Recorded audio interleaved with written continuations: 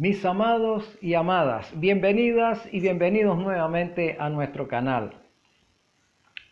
Espero que no te hayas olvidado de suscribirte para que podamos estar en contacto constante. Hoy tenemos un tema sumamente importante y para ello quiero hacerte una pregunta. ¿Por qué somos cristianos? ¿Hay alguna diferencia entre llamarse cristiano y no serlo? ¿O ser cristiano y no serlo? Vamos a estudiar en qué radica ser cristiano hoy. En qué radica ser el pueblo de Dios. Y iremos despejando esa incógnita a lo largo de esta hora. Pero te invito, primero vamos a orar, porque es importante que el Espíritu Santo esté en nuestro medio para que podamos ser iluminados. Oremos. Bendito Consolador, gracias por tu amor y bondad. Gracias, Señor, por iluminarnos en esta hora a través del estudio de las Escrituras. Cumple, Señor, tu bondad y voluntad en nosotros. Instrúyenos, capacítanos, redargúyenos, reprende y, Señor, glorifica tu nombre sobre nuestras vidas. Gracias, Espíritu Consolador, por estas bendiciones. Te lo rogamos en el sagrado nombre de nuestro amante Salvador. Y Señor Jesús, gracias por estar ministrando para nosotros desde el santuario. Glorifícate también en nuestras vidas, querido Dios. Amén. Bien, mis hermanos, vamos a abrir las Escrituras y vamos a encontrar allí los 10 mandamientos de Dios, de Jehová Dios. Pero antes de leerlos, quiero reflexionar contigo en esta situación. ¿Por qué somos cristianos? ¿Qué perseguimos nosotros con ser cristianos? ¿Será que perseguimos un beneficio político? ¿Será que perseguimos un beneficio económico? ¿Qué fue lo que el Señor Jesús nos ofreció desde hace 2000 años? ¿Qué fue lo que le ofreció a los discípulos? ¿Qué fue lo que le ofreció al joven aquel que llegó allá diciéndole que había cumplido los mandamientos desde su infancia? ¿Qué fue lo que le dijo Jesús? ¿Verdad? Recordamos que Jesús dijo que las zorras tienen madrigueras y las aves tienen nidos, pero el Hijo del Hombre no tiene dónde recostar su cabeza. Interesante. Si Él no tiene dónde recostar la cabeza, entonces ¿qué me ofrece? Que es lo mismo que le dijeron sus discípulos. Bueno, Señor, nosotros hemos dejado todo por seguirte. ¿Cómo es eso que tú no tienes dónde recostar tu cabeza? Entonces, ¿qué podemos esperar nosotros? En otra ocasión Jesús dijo: al César lo que es del César y a Dios lo que es de Dios. Eso significa que si tú estás detrás de algún beneficio económico, político, social, bueno, eso lo consigues con el César, pero con Dios no. Con Dios no vas a conseguir eso, porque Jesús no vino a traer riqueza. De hecho, Él aparece en este mundo pues sin ninguna posesión a cual aferrarse. Él llegó como un humilde niño y se crió y educó como una persona humilde entre nosotros. También podemos encontrar otros textos similares a ese, cuando Jesús dice que su gloria o su reino no es de este mundo, ¿verdad? Porque si fuese de este mundo, ya Él lo habría tomado. Eso no significa que si Él declara que no tiene ningún interés en tomar ningún reino o en establecer ningún reino aquí, entonces nosotros como cristianos, ¿qué podemos esperar? Pues si el reino no es aquí, si no vamos a obtener riquezas, no vamos a obtener poder, entonces, ¿para qué somos cristianos? Eso es interesante. Déjame decirte que somos cristianos porque queremos entrar en la vida eterna.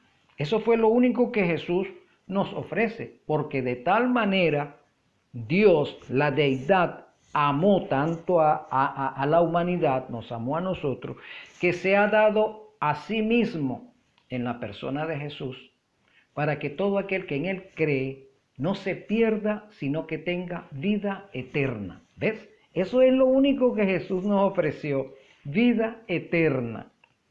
Entonces no es como algunos predicadores que andan por allí pregonando que si tú te metes a cristiano, uno no se mete a cristiano. Eso es una obra del Espíritu Santo. Llegamos a ser cristianos así, casi sin darnos cuenta. El Espíritu Santo nos convence de justicia, de juicio y de pecado. Y sin darnos cuenta ya nosotros nos estamos, Señor, a tu voluntad en nosotros. Y a partir de allí, bueno, podemos decir, somos cristianos. Pero no es que ahora yo me voy a meter a cristianos. No, nadie se mete a cristianos. Los que se meten a cristianos son falsos cristianos. Entonces, Jesús nos ofrece vida eterna, vida en abundancia. Es lo único que nos ofrece. No una vida en este mundo, no un confort en este mundo, sino en el mundo venidero, en el mundo que Él va a hacer o que está haciendo actualmente para los que le aman y guardan sus mandamientos. Pon atención a eso, para los que le aman y guardan sus mandamientos. En la Biblia se menciona esa frase en muchos lugares. Bien, entonces, para ser cristianos tenemos que seguir las huellas de Cristo Jesús. Entonces, ¿pero cuáles son las huellas de Cristo Jesús? Tenemos que buscarlas aquí en la Biblia. Las huellas de Cristo Jesús no son solamente los 4 evangelios que tenemos en el Nuevo Testamento, no. Las huellas de Cristo Jesús las podemos ver desde el Antiguo Testamento. Por ejemplo, Génesis 3:15 es una huella de Jesús, porque el Espíritu Santo está profetizando que en el futuro de Adán y Eva, pasado para nosotros, el Mesías iba a aparecer sobre esta tierra para poder redimirlos de la culpa que habían adquirido en el Edén, en ese momento que entró el pecado, ¿verdad? Jesús, el Espíritu Santo, mejor dicho, les está dando esperanzas de que a pesar de que cayeron en pecado, la deidad no los abandonaría y les da la promesa de que en su futuro el Mesías aparecería para resolver el problema en el cual habían caído. ¿Cuál era el problema? La entrada del pecado. Habían pecado, habían desobedecido la ley de Dios.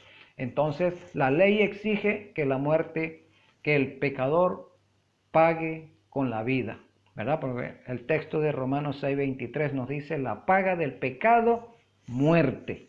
Satanás dijo que no iban a morir, pero Dios se los dijo en el Edén y también lo confirma en el Nuevo Testamento. La paga del pecado es muerte. Así que eso de que que la muerte no es muerte, sino es un paso al más allá, eso es mentira.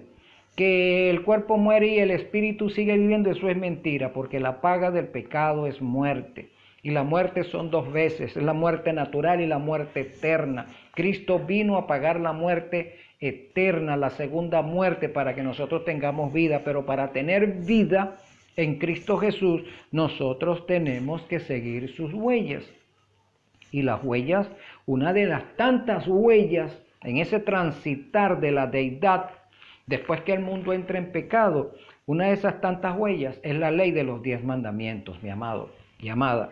Fíjate que la Biblia presenta los 10 mandamientos de una manera, pero el cristianismo tiene otros 10 mandamientos parecidos a estos, pero no son exactamente como están redactados aquí, sino han sido redactados, han sido modificados, han sido ¿cómo diríamos?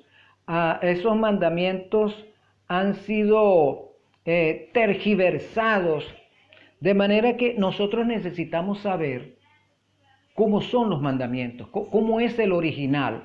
Entonces, hoy vamos a establecer una diferencia entre lo que es los 10 mandamientos, como están escritos, como fueron escritos por el dedo de Dios, y cómo fueron reescritos por el hombre. Ahora, lo primero que vamos a saber o a preguntarnos es, ¿quién los reescribió? ¿Quién reescribió estos mandamientos? Y después veremos por qué lo hizo. Muy bien, entonces, en el libro de Daniel, el profeta Daniel, en el capítulo 7, versículo 25, encontramos que alguien, ese alguien puede ser una persona o puede ser un sistema religioso o puede ser un sistema político, una organización que los reescribió. Tal vez esta organización se opone al verdadero Dios porque tiene objetivos personales que lo impulsan a hacer eso. Vamos a ver qué es eso, de qué cosa estamos hablando. Muy bien. Bueno, el versículo nos dice, y hablará palabras contra el Altísimo. ¿Quién es el Altísimo? Jehová de los ejércitos, la deidad a la cual nosotros decimos adorar, ¿cierto? Porque si nosotros nos llamamos cristianos, entonces los cristianos tienen un Dios que han heredado. El Dios que hemos heredado es el Dios de los hebreos. Ese es el Dios que decimos nosotros que adoramos, al Dios de los hebreos. Y el Dios de los hebreos escribió la Biblia, ¿verdad? A través de los profetas. Los profetas escribieron lo que la deidad les mostró en visión y ellos escriben en el Antiguo Testamento y en el Nuevo Testamento también. Entonces, la deidad escribió 10 mandamientos. La deidad, tu Dios escribió 10 mandamientos con su propio dedo, así lo dice el libro de Deuteronomio. Y están escritos aquí en las Sagradas Escrituras, lo que conocemos como las Sagradas Escrituras, la Biblia, los 66 libros, el canon sagrado. Muy bien, pero dice el texto que hablará palabras contra el Altísimo. Entonces hay una organización que está en este mundo desde hace muchos siglos, que hablará palabras contra el Altísimo. Eso de hablar palabras contra el Altísimo tiene una connotación muy grande, no es solamente emitir sonidos vocales, no. Hablar palabras contra el Altísimo puede ser ponerse en lugar de Él, arrogarse los atributos de Él, arrogarse los derechos de Él. Eso es hablar palabras contra el Altísimo, ¿verdad? Entonces, este poder que se hace llamar Dios de los cielos, Dios de la tierra y Dios de los abismos, dice que Él tiene la autoridad para cambiar los 10 mandamientos, reescribirlos, reordenarlos. Él tiene ese derecho. Este poder también dice que Él tiene poder para juzgar hasta los demonios. Y si se les da, y también, mejor dicho, tiene poder para juzgar a los ángeles que permanecieron leales con la deidad. Significa que posiblemente tiene poder para juzgar a la misma deidad. Sí, porque como está hablando palabras contra el Altísimo, es posible que también diga que tiene la autoridad de juzgar a la deidad. Otra forma de hablar palabras contra el Altísimo sería arrogarse el derecho de perdonar pecados, sí, del derecho de establecer un sistema de intercesión.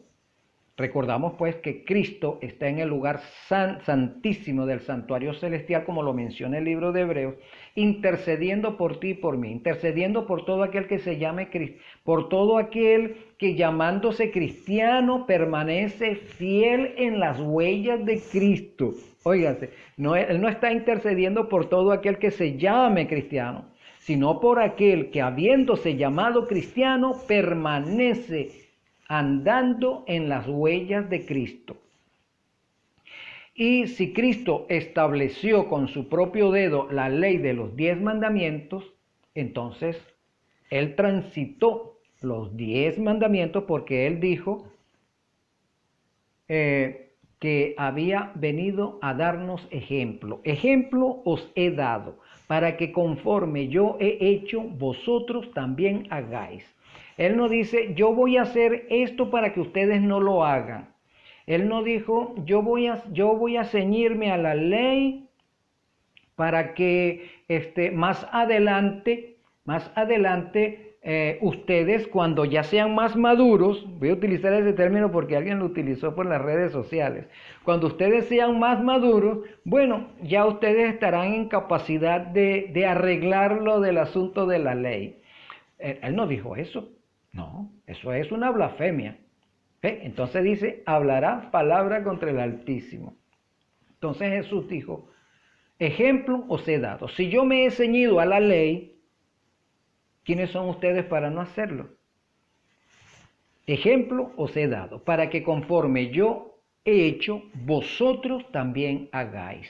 De manera que ya Jesús colocó el principio, hacer lo que Él hizo. Y cuando nosotros hacemos lo que Él dice, entonces nos llamamos cristianos, porque ese fue el calificativo que le dieron en Antioquía a los cristianos. Por primera vez los llamaron cristianos porque seguían a Cristo. Entonces nosotros somos cristianos porque andamos en la huella de Cristo. Y si andamos en la huella de Cristo, entonces es porque estamos haciendo todo como Él dijo que lo hiciéramos y todo como Él lo hizo. Es decir, si Él guardó los 10 mandamientos, nosotros también tenemos que hacerlo.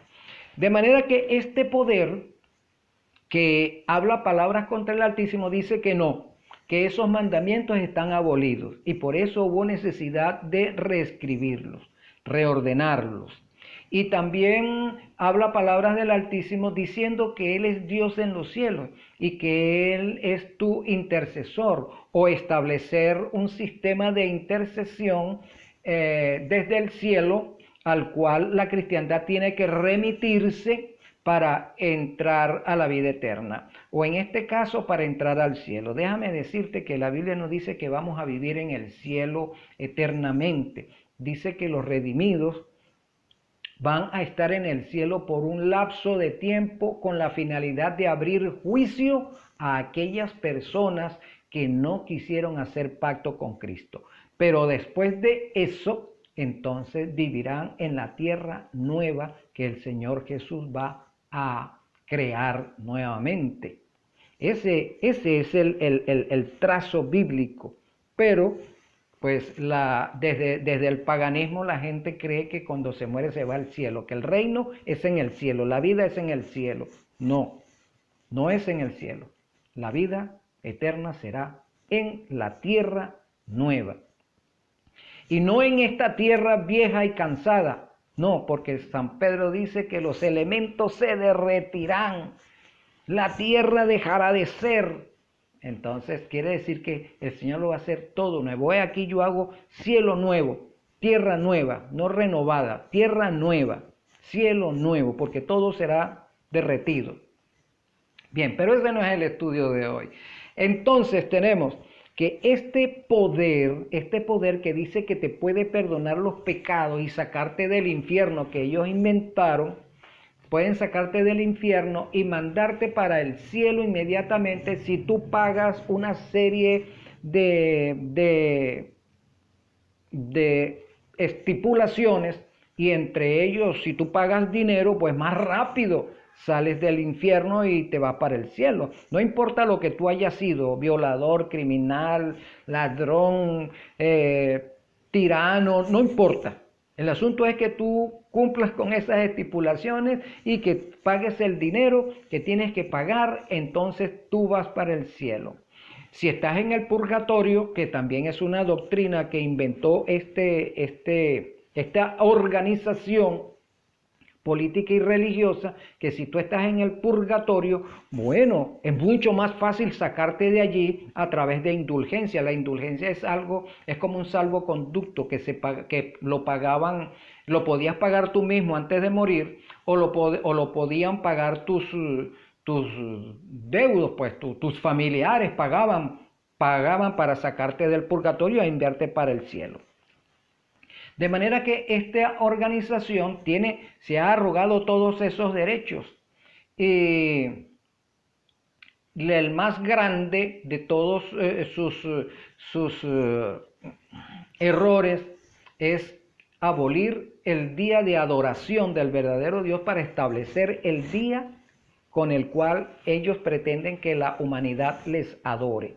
Vamos a ver entonces lo que sigue diciendo el texto para irnos a la comparación de los 10 mandamientos de la ley de Dios con los 10 mandamientos que esta organización reescribió.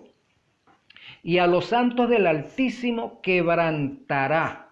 ¿A qué santos quebrantó? ¿Cuándo los iba a quebrantar? Recordamos pues que el papado comienza en el año 538 de nuestra era, cuando Justiniano derrotó a las 3 tribus bárbaras que se oponían doctrinariamente al papado. Las tribus eran bárbaras y se le oponían al papado doctrinariamente porque ellos eran arrianos. Había una doctrina dentro del cristianismo que decía que inventada por Arrio, que era un presbítero de la iglesia de su tiempo, donde exponía que Cristo no era Dios y que el Espíritu Santo era solamente una acción energética de la deidad. Entonces esas eran las doctrinas de Arrio, presbítero de Alejandría.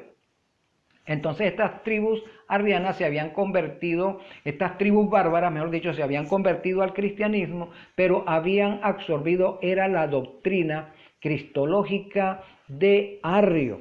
De manera que estas 3 tribus, por ese hecho, se oponían al clero católico, se oponían al papado.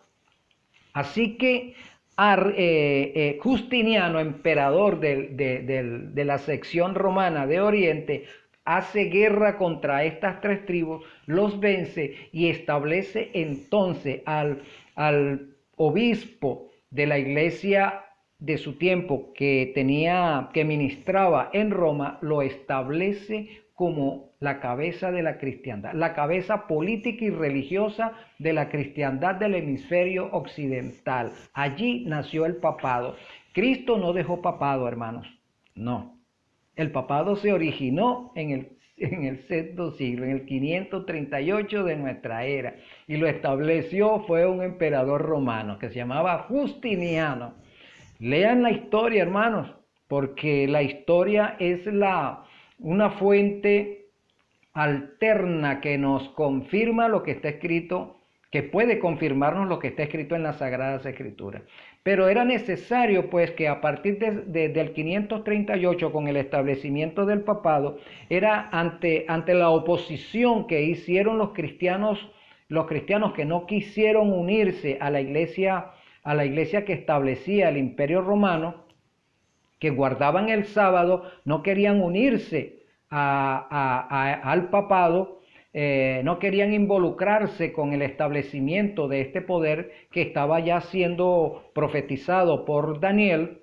Fueron perseguidos. Primero fueron perseguidos por el Imperio Romano pagano, pero una vez que se establece el papado, empiezan a ser perseguidos por el Imperio Romano Papal. Recuerden que el Imperio Romano sufrió una metamorfosis. Primero fue Imperio Romano Pagano y después se convierte en Imperio Romano Papal. En la metamorfosis de pagano a cristiano. Y comienza el papado y comienza la persecución de los guardadores del sábado por el Imperio Romano Papal.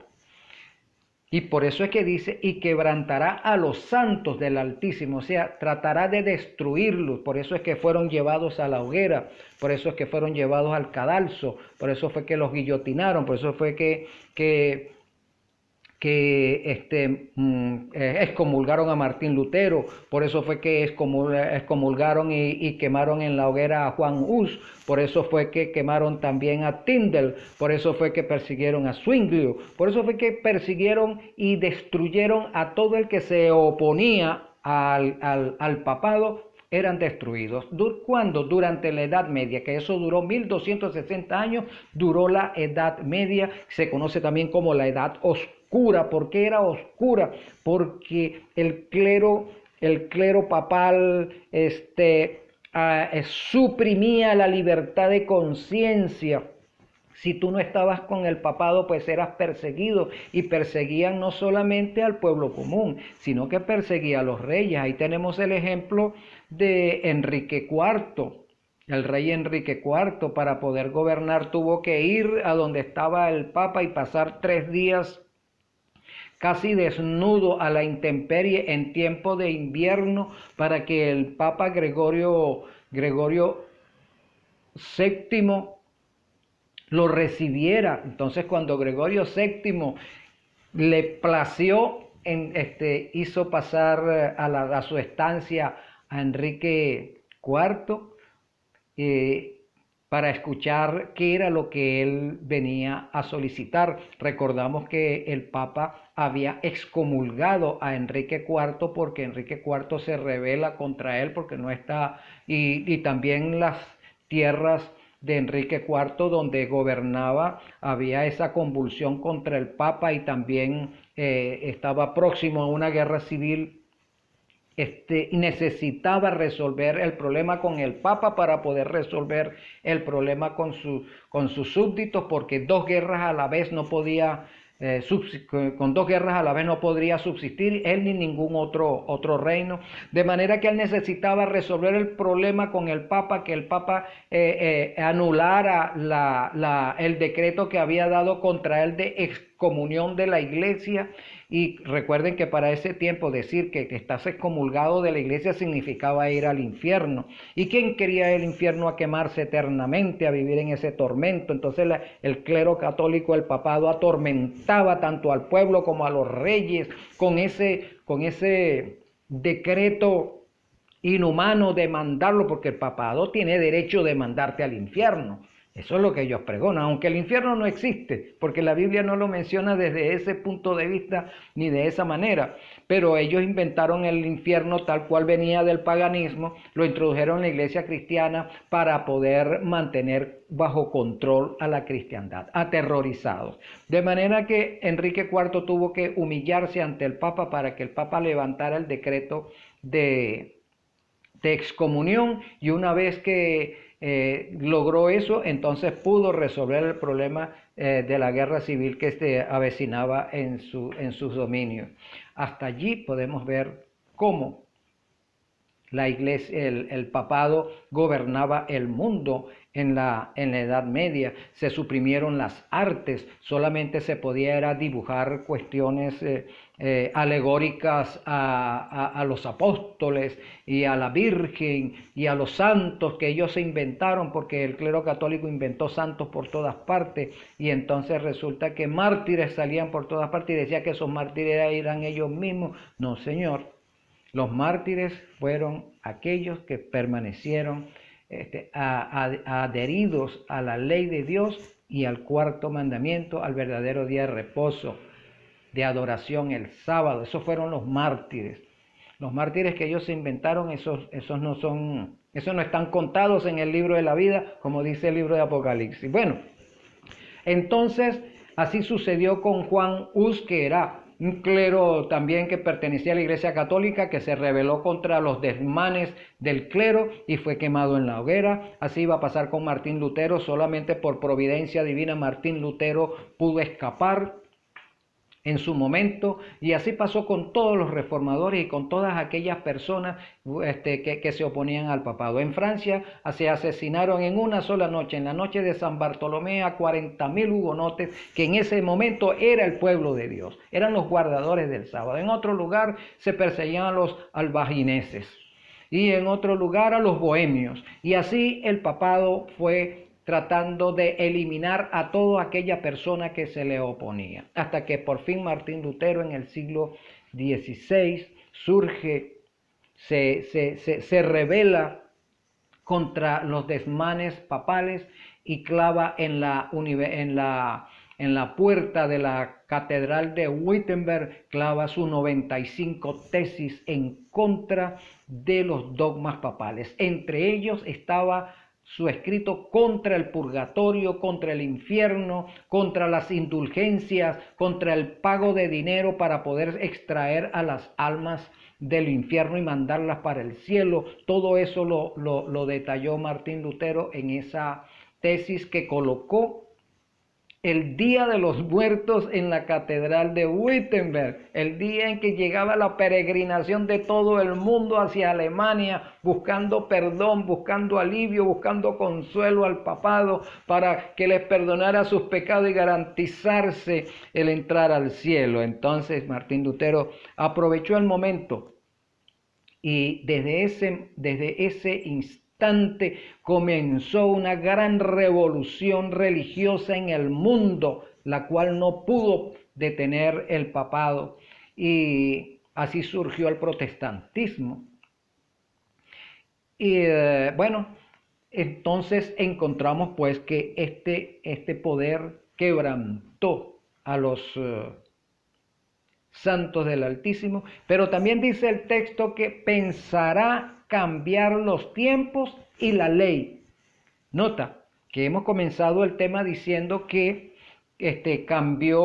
reescribió los 10 mandamientos que escribió el mismo Señor con su dedo, los reescribió y los reinterpretó a su manera y los sigue reinterpretando a su manera. Entonces, pensará en cambiar la ley. No solamente pensó, sino que también lo hizo. Y la ley, y serán entregados en su mano hasta tiempo y tiempos y medio tiempo. En otras partes de la Escritura dice 1260 años con el mismo Daniel, y también en Apocalipsis dice 42 meses, que es el mismo tiempo, que el tiempo que duró la Edad Media. Bueno, entonces ya tenemos eso ya listo, entendido que este poder político religioso se enseñorearía del mundo y atormentaría y trataría de eliminar a los que se le oponían, y que cambiaría la ley de Dios, mudaría los tiempos y la ley de Dios. Vamos entonces a ver cuáles son las diferencias que hay entre estas dos leyes. Por ejemplo, mira, el primer mandamiento de la ley de Dios dice así: y habló Jehová todas estas palabras diciendo. ¿Quién está hablando? Jehová. Y dijo Jehová estas palabras: yo soy Jehová tu Dios, que te saqué de la tierra de Egipto, de casa de servidumbre. No tendrás dioses ajenos delante de mí. Primer mandamiento. El primer mandamiento de la iglesia papal dice: amarás a Dios sobre todas las cosas. Ese es el primer mandamiento. Pero el primer mandamiento dice: no tendrás dioses ajenos delante de mí. Primer mandamiento. Pero ellos dicen: amarás a Dios sobre todas las cosas. Entonces tenemos el primer mandamiento cambiado. ¿Por qué? ¿Por qué se cambia ese mandamiento? Y nota que ¿cómo dice el segundo mandamiento? Mira: no te harás imagen de ninguna semejanza de lo que esté arriba en el cielo, ni abajo en la tierra, ni en las aguas debajo de la tierra. No te inclinarás a ella ni las honrarás, porque yo soy Jehová tu Dios fuerte, celoso, que visito la maldad de los padres sobre los hijos hasta la tercera y cuarta generación, a los que me aborrecen, y hago misericordia a millares, a los que me aman y guardan mis mandamientos. Primero y segundo mandamiento están allí. El primero y segundo mandamiento del Papa es: amarás a Dios sobre todas las cosas y no tomarás el nombre de Dios en vano. Entonces, el primero y segundo mandamiento fueron cambiados, fueron sustraídos, y se colocó amarás a Dios sobre todas las cosas. Y en el segundo mandamiento ellos colocaron, no tomarás el nombre de Dios en vano, el cual es el tercer mandamiento aquí. De manera que alguien dice, ¿por qué quitaron esos dos mandamientos de allí que se refiere a no tener dioses ajenos delante de nosotros? A no hacernos imagen. Cuando dice ahí no te harás imagen, se está refiriendo que no nos hagamos imaginación. No es colocar, una estatua es una estatua. Y algunas veces creemos pues que imagen es la estatua. Propiamente dicho, mi hermano, imagen es lo que nos imaginamos, lo que está aquí en tu mente. Tú te imaginas algo y luego lo construyes. Entonces el Señor dice, no te imaginarás ningún Dios, ninguna forma de Dios, y harás de esa imaginación tuya una estatua. ¿Qué vas a hacer con esa estatua? ¿Qué vas a hacer? No inclinarte a ellas, ni las honrarás. Entonces, inclinarte a ella significa no la adorarás. Uno se inclina para adorar, para reverenciar.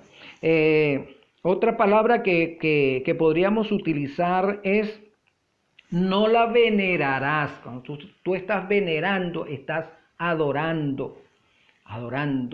Entonces, el Señor dice, no nos inclinemos ante ninguna imaginación de hombre con respecto a dioses. Pero uno dice, no, pero es que nosotros tenemos son estatuas y eso no son dioses.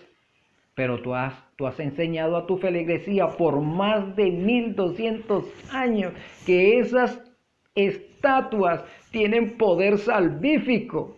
Tú has enseñado eso durante más de 1260 años. ¿Cómo es que de la noche a la mañana ahora le vas a decir al pueblo que no? Si es que el pueblo está acostumbrado a eso.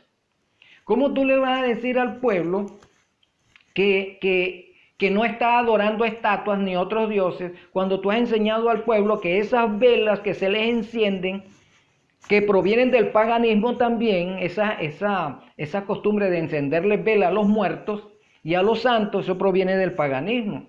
Y entonces está introducido en la Iglesia Católica. ¿Cómo tú le vas a decir ahora al mundo que tú no estás adorando esas estatuas?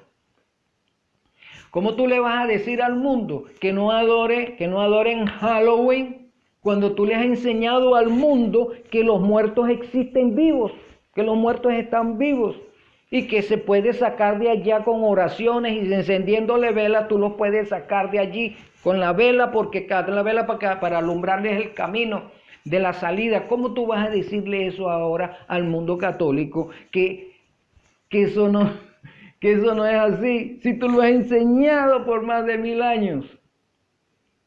¿Cómo tú le vas a decir al mundo católico que el Halloween es malo cuando tú tienes un culto a los muertos? Por favor, eso es un invento papal. Y han obligado a nuestros hermanos católicos a pensar así, a creer así, y de la noche a la mañana sale alguien por ahí dándosela de iluminado para decir que no es así cuando lo han enseñado así. No te harás ninguna imaginación de algún Dios. Por ahí está lamentablemente a la Virgen María, que en un concilio la enviaron al cielo y ahora está ya como intercesora. Y entonces la estatua de la Virgen María, pues dicen que es la Virgen María, pero la Virgen María es Astarte en la antigüedad, es Semiramis de la antigüedad, es Isis de la antigüedad, son todas esas diosas que en la antigüedad se adoraba como madres, como diosas del cielo, que son los mismos calificativos que se le da a la Virgen María dentro del cristianismo. Madre de Dios, ¿verdad? Porque Isis era madre de Dios, ¿sí? Porque Horus era el Dios. Y encontramos también que ahora a esas madres, reinas del cielo, es ahora la Virgen María, Madre de Dios, Reina del cielo, reina de los creyentes. Entonces ha hecho una mezcolanza del paganismo, de las religiones paganas de la antigüedad, y las ha revestido con un manto cristiano, con personajes bíblicos, y se lo presenta ahora a su feligresía, para que la feligresía deposite en esas estatuas, a esas imágenes, deposite su fe allí, le prendas velas, ¿cierto? Le lleves regalos, le hagan promesas, y esas promesas van acompañadas por oro, por plata o por dinero. Eso lo has hecho durante más de 1000 años. De manera que violentando el mandamiento. Por eso es que había que reescribir este mandamiento, había que reescribirlo, eliminándolo del nuevo decálogo papal. Entonces, por eso es que no aparece allí. Porque estos dos mandamientos atentan contra la práctica idolátrica dentro del cristianismo. Específicamente, mi hermano católico, dentro del catolicismo. Ahora resulta que con esta práctica de convertir en santos ascendidos a algunos personajes, como es el caso de Juan Pablo II, ahora Juan Pablo II primero era Dios, mejor dicho, antes que muriese, primero era Dios, como sucedió con Benedicto XVI. Benedicto XVI era Dios, pero le exigieron la renuncia y renunció a ser Dios. ¿Cómo es eso? Que siendo Dios puede renunciar al cargo de Dios. No, pero es que eso es solamente un representante. No, pero es que dice que Dios de los cielos, Dios de la tierra y Dios de los abismos puede juzgar a los muertos, puede juzgar a los hombres, puede juzgar a los ángeles, a los demonios, y hasta el mismo Dios puede juzgar. ¿Cómo es que te pueden pedir la renuncia? Pero que fue tan humilde que lo entregó. Así dijo la prensa, un periodista por allí, ya que era tan humilde que entregó el cargo. Pero es que Dios no le entrega el cargo a nadie. Jehová Dios no le ha dado el cargo a nadie. Mi hermano querido. Entonces, y me acuerdo también cuando se eligió al que después se llamó Juan Pablo I, ¿cómo fue esa muerte, hermanos? Ese hombre no duró como papa ni 2 meses. ¿Cómo fue esa muerte? Tan oscura esa muerte. Porque no respondía a los intereses de los jesuitas en ese momento. Murió misteriosamente. Ahora, algunos ya saben cómo murió Juan Pablo I. Y por qué Juan Pablo II llegó al poder. Eso ya se sabe. ¿Cómo ocultar eso?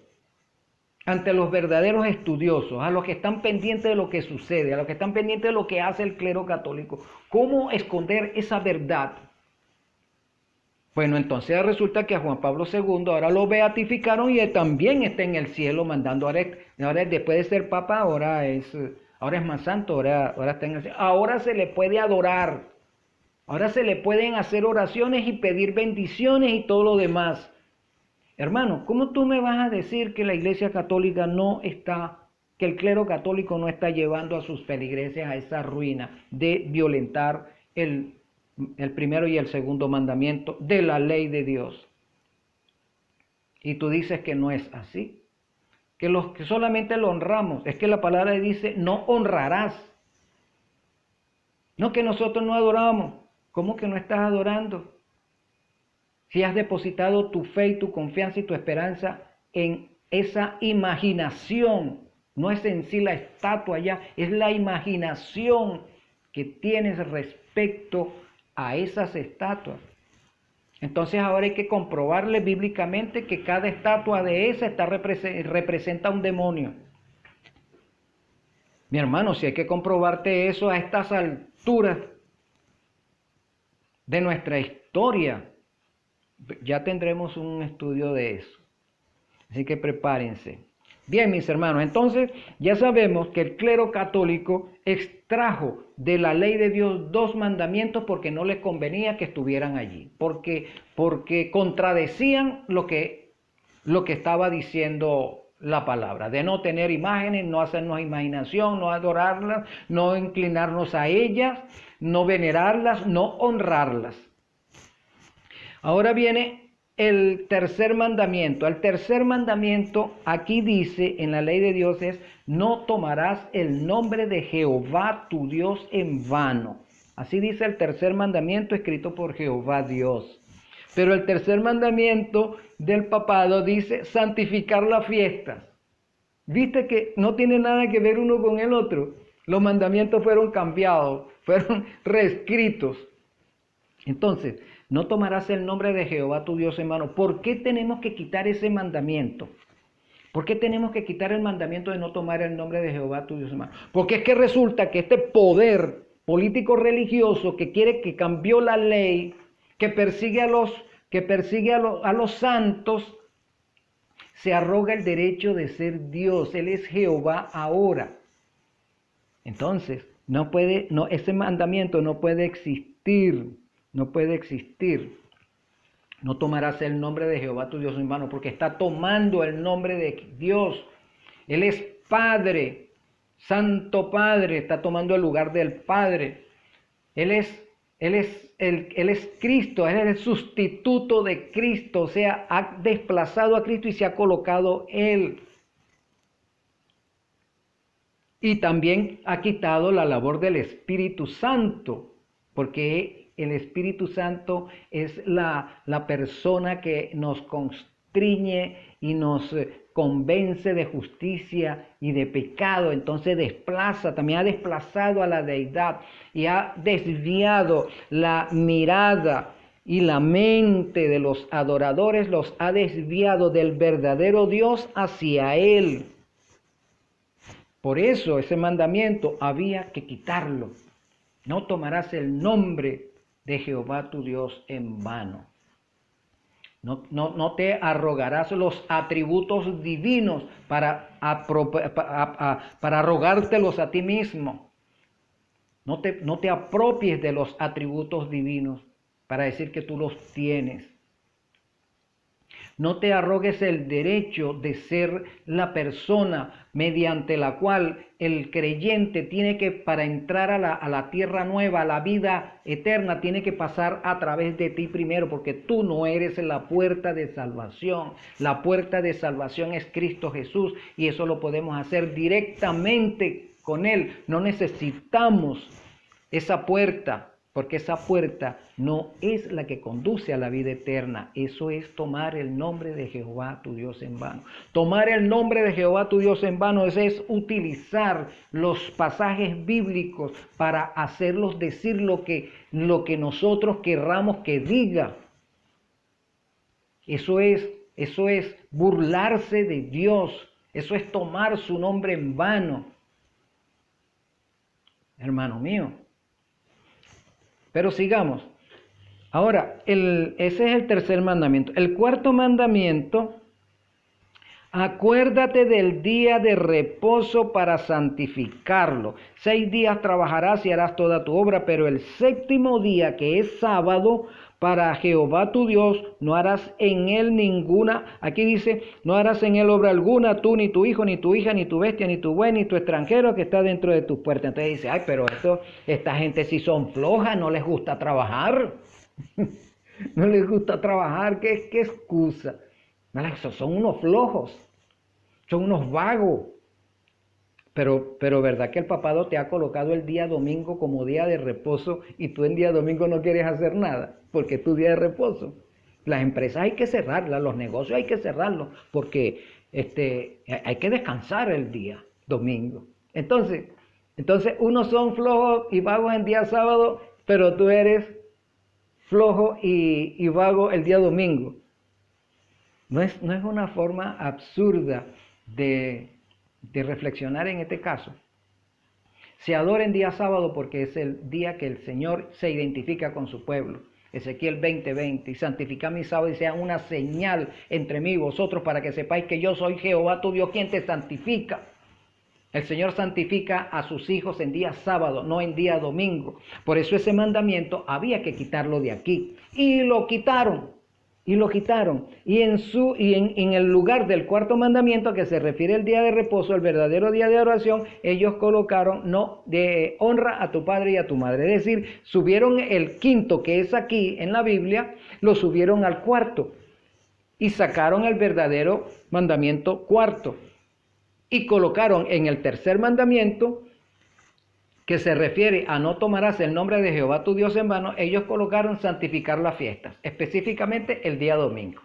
Entonces tú tienes que santificar el día de San Benito, el día de San Juan, el día de la Asunción, el día de la Resurrección, todos esos días tú tienes. Todos los días que se inventaron, todos esos días son santos, menos el sábado.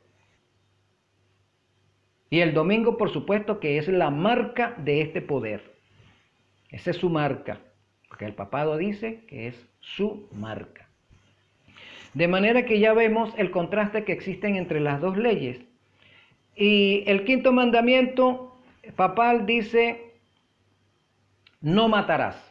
Pero el quinto mandamiento de la ley de Dios, el original, dice, honra a tu padre y a tu madre.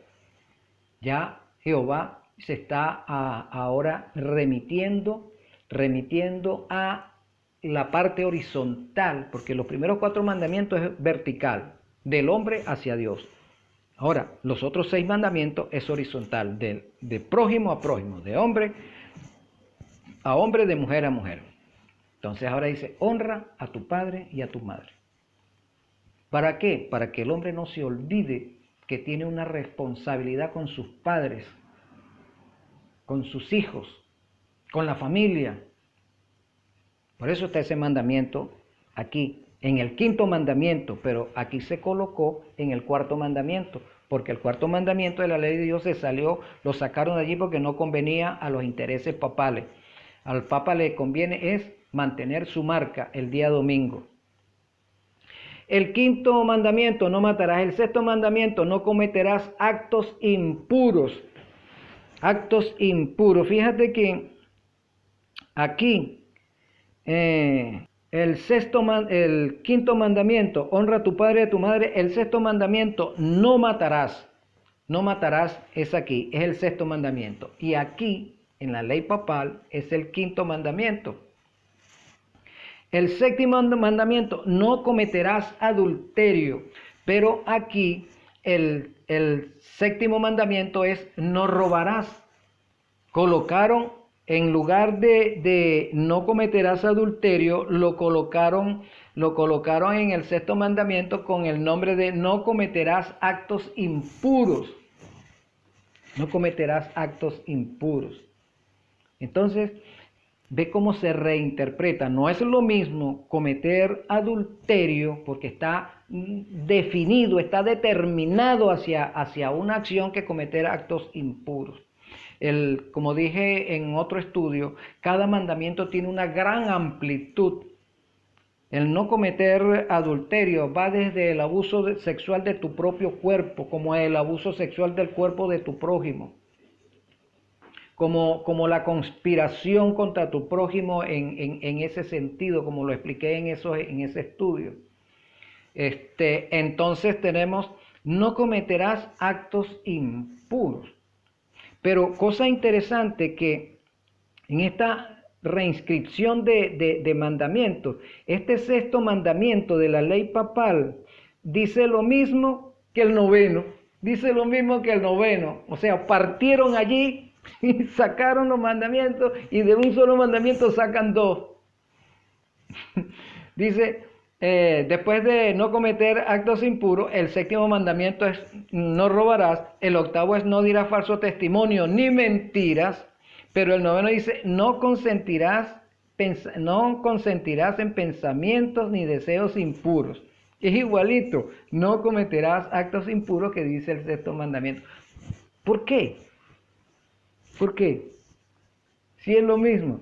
Pero es que me interesa, pues, llenar ese canon de 10 mandamientos, yo tengo que llenarlos con algo, aunque diga lo mismo que dice otro mandamiento, pero yo tengo que rellenar eso, porque es que resulta que mi interés es sacar del canon sagrado, sacar de los 10 mandamientos, sacar de la mente de los creyentes que hay 2 mandamientos que atentan contra mí, yo colocándome en lugar papal.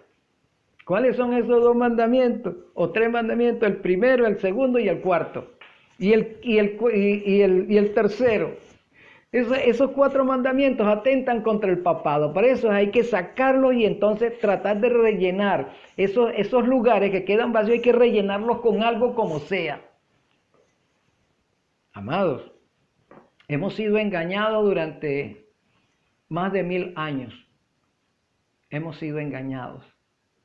Pero es que se es tan astuto, tan sutil, tan maquiavélico que puede hechizar al creyente, lo emboba, no, le quita toda capacidad de razonamiento, de análisis. Es como la serpiente en el Edén que embobó a Eva.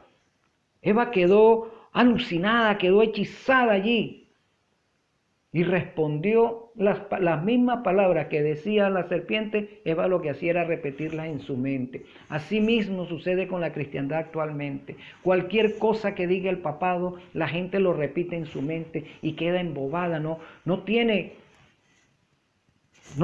capacidad para analizar, para reflexionar, para recordar de dónde proviene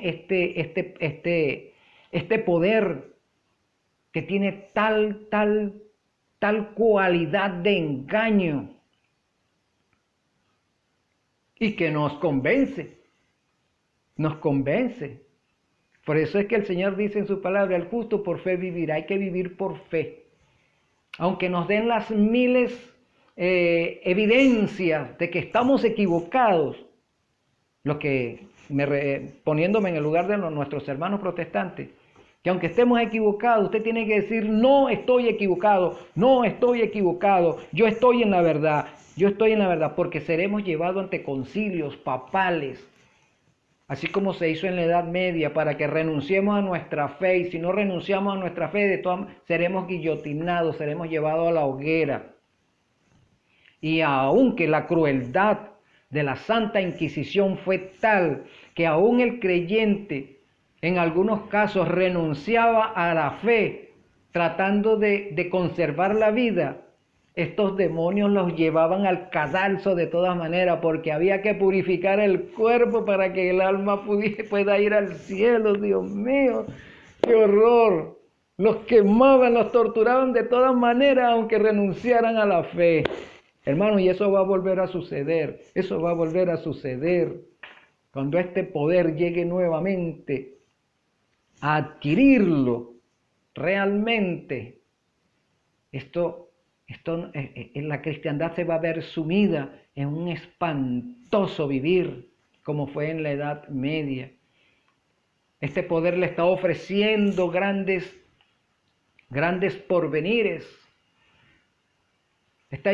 Los está hechizando cuando ofrece que esto va a ser mejor y que entraremos en un milenio de paz y de prosperidad solamente si nos abocamos a resolver el problema de la madre tierra. Sí, pero cuando Él tenga el poder, va a eliminar las libertades de comprar y vender, las libertades de expresártelo como quieras, la libertad de tú creer como tú quieras creer, utilizando tu conciencia. Suprimirá la libertad, el libre albedrío, como lo hizo hace tanto tiempo durante la Edad Media. Pero ¿cómo comenzó todo? Aboliendo la ley de Dios, inventando otra ley y acostumbrando a la cristiandad a adorar en esa ley. Y así estamos los protestantes y así estamos los católicos. en la cristiandad, obedeciendo la ley del hombre de pecado, el hijo de perdición, como lo menciona San Pablo en el libro de Tesalonicenses, como lo menciona San Juan en su primera carta, el anticristo ya ha llegado.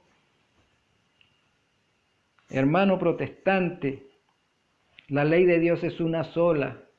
El Espíritu Santo te ruega, ven, léela, estúdiala. No es solo un mandamiento que ha sido abolido. El que violenta uno ha violentado todos los mandamientos, dice Santiago.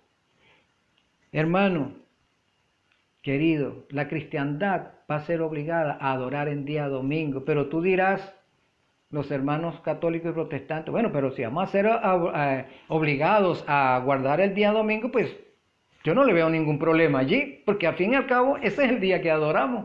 No hay ningún problema. Ese es el engaño, hermano. Pensar que te están favoreciendo en vez de que te están escuarteando las libertades.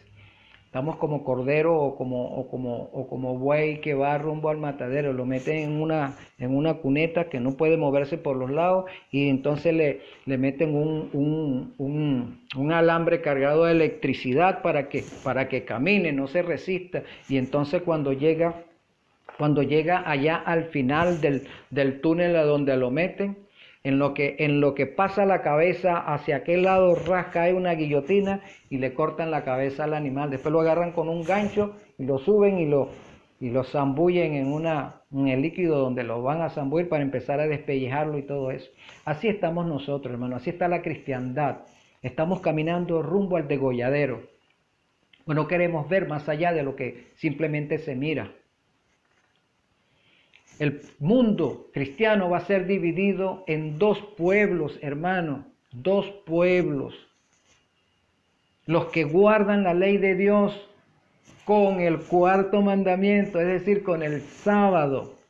Y los que van a guardar o los que están guardando los 10 mandamientos papales con su día domingo de adoración. Dos pueblos se están dividiendo ya. Los guardadores del sábado, hermanos, los que han transitado el camino con Cristo, que le siguen al Cordero por donde quiera que va, no va a renunciar a la fe, no va a renunciar a ese día, porque sabe que ese día es el sello que lo identifica con su Creador. Y por eso van a ser perseguidos. El que guarda el domingo no va a ser perseguido como adorador del Dios verdadero, porque él guarda el día papal, él guarda el día que es la marca del anticristo. ¿Ves? El mundo va a ser dividido así, los guardadores del sábado y los guardadores del domingo, con el papado al frente, con los jesuitas al frente, con los masones al frente, con los Illuminati al frente. Yo me imagino que dentro de cuando el agua empiece a verse más clara, porque ahorita el agua está turbia y en agua turbia ganancia de pescadores, y los pescadores aquí es el imperio papal, ellos son los pescadores, y la cristiandad es el agua donde está, el agua revuelta. Todavía los protestantes no se dan cuenta que están caminando rumbo al degolladero, que esté apoyando un día papal, guardando un día falso. Pero yo estoy seguro, hermanos míos, que a medida que el agua deje de ser turbia y se aclare la situación, porque los acontecimientos nos van a llevar allí, los protestantes que están preocupados por su salvación se van a unir al pueblo de Dios, a los guardadores del sábado. No importa que se hayan opuesto durante mucho tiempo, que todavía en su corazón, en sus sentimientos todavía no quieren aceptarlo porque es difícil aceptar que he estado equivocado, es difícil, pero hermano, Cristo espera por ti. El Espíritu Santo está laborando en tu vida para que tú reconozcas esa situación, para que tú reconozcas el error, para que te unes con el pueblo de Dios, los que guardan sus mandamientos, incluyendo el sábado, y tienen la confirmación de Cristo Jesús a través del Espíritu de profecía, a través del Espíritu Santo, que es el Espíritu de profecía, y tú te incorporarás al pueblo de Dios, Allí estarán los testigos de Jehová, que aunque adoran en día domingo, también saben que hay una bendición en el cuarto mandamiento, en el sábado. Ellos estarán allí y resolverán eso y se unirán al pueblo de Dios como un solo cuerpo. Y estarán cualquiera otra denominación que sabe que el cuarto mandamiento es el verdadero día de reposo, se unirán al pueblo de Dios y formarán un solo bloque, un solo pueblo guardador del sábado, que estará decidido a entregar su vida si fuese necesario para no dejarse marcar por el falso día de reposo, por el papado.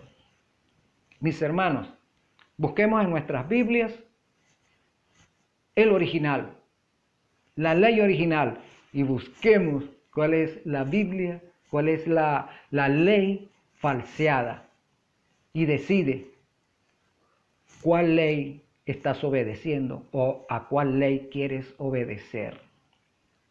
Vamos a orar, mi hermano. Querido y amantísimo Dios, gloria a tu nombre, Señor Jehová.